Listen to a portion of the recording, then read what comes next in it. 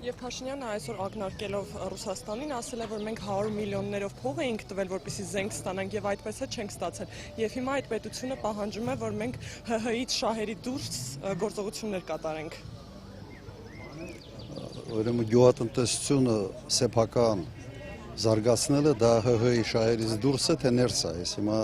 մի քիչ լավ չհասկացա։ Միգուցե նա հենց հանրակրվեի մասին է ԵՄ եւ ԵԱՏՄ հանրակրվեի, որը Վլադիմիր Պուտինը պահանջում է։ Ըստ էության սա վերջնագիր է եւ շատ պարզ ասում են, հիմա դուք եթե այստեղ եք, եթե այնտեղ եք, բայց ձեր ճանապարհը դեպի Եվրոմիություն մենք պատրաստ չենք ֆինանսավորել, սա է ասում Ռուսաստանը։ Բայց ասում է 100 միլիոն մենք գումար ենք տվել եւ մեր Տեղակ չեմ, ընդհանրապես ինքը հեքիաթներ է պատմում իբրև ծախսված զենք զինամթերքի վրա գումարների մասին, ուղղակի հեքիաթներ են։